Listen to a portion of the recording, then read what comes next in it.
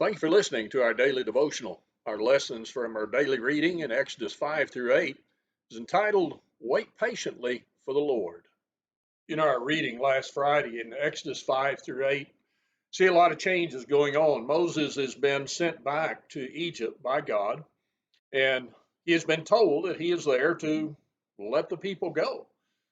The people had been crying out to the Lord. The Lord heard them. Now Moses is back, and he thinks that everything is going to be taken care of in just a very quick fashion. But as you look in the book of Exodus, you find that Moses grows a little impatient. Whenever the children of God, their time is made even harder, Pharaoh takes away the straw from their bricks and yet says, you keep on making the same amount. Now you go and you gather stubble and you make the same amount of bricks. And so they cry unto Moses and blame him. And Moses goes to God and says, why? You know, he thought that things should be done on his timetable, his way. Why is this happening? He thought he had a purpose, and God wasn't maybe holding up his end in the way that he should. You know, sometimes we need to learn that God isn't on our timetable, nor is he amenable to my desires, your desires. He tells us that we are to follow him.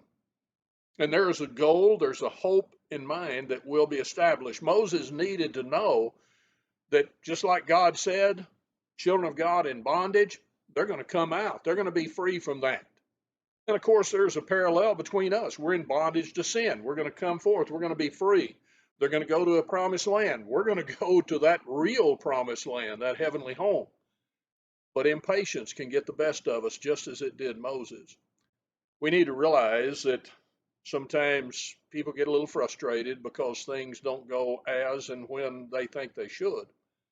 In the book of 2 Peter, you find where the apostle there is dealing with the problem that there would come, as he said in 2 Peter 3 and verse 3, scoffers walking after their own lust, saying, where's the promise of his coming? And then they profess everything's going on the same. It's not going to happen. Well, he wanted to, those scoffers, they wanted to ply upon the children of God and get them to veer away from what they ought to be doing. Well, Satan was no doubt rejoicing that Moses was pulling away from the efforts, maybe, and looking to God and saying, why? Instead of simply looking and saying, God, what's next? We need to realize that Peter told those individuals that, you know, they shouldn't be ignorant of this one thing, that one day is of the Lord is 1,000 years is one day. And by the way, he's not giving a formula there for to figure out what a day is and what he's saying. Time doesn't matter to God. We have time for us, but God is not on our timetable. But he says God is not slack concerning his promises, some men count slackness, but he is long suffering to us. We're not willing that any should perish, but that all should come to repentance. The day of the Lord will come as a thief in the night. God knows when it's going to happen. God knew whenever those would be taken out of Egypt. And Moses needed to learn that. God's will should be done is what his cry should have been. And ultimately it came about that way. We need to realize that we need to wait upon the Lord. The psalmist said in Psalm 37 and verse 7, rest in the Lord and wait patiently for him. He said, fret not thyself because of him who prospers in his way, because of the man who bringeth wickedness devices to pass. In other words, don't give up on trusting in God because of the things going around in the world. Wait patiently for God. Labor. We're to be looking for Christ's return to take us to that heavenly home. We need to realize that that's what our life is about. Moses needed to realize that. So as you go through today, I know just like me, you're going to be faced with struggles, with trials, with discouragements various times in your life.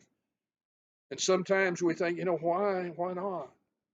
Why is this happening? Why doesn't the Lord fulfill this? Why doesn't the Lord give us this? Wait patiently for the Lord. Patience.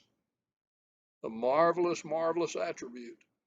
Sometimes hard to come by, but we can have it if we desire it by focusing upon God, His will, His purpose, His plan, and knowing things will happen in His time, His way. Thank you for listening. And you have a great day facing whatever comes, waiting patiently for the Lord. Thank you for taking the time to watch this short devotional. We encourage you to subscribe to our YouTube channel so that you'll be notified of other devotionals that will be forthcoming. Also, we encourage you to join us online live as we stream our services at each service time. More information can be found on our website at the link below. Thank you.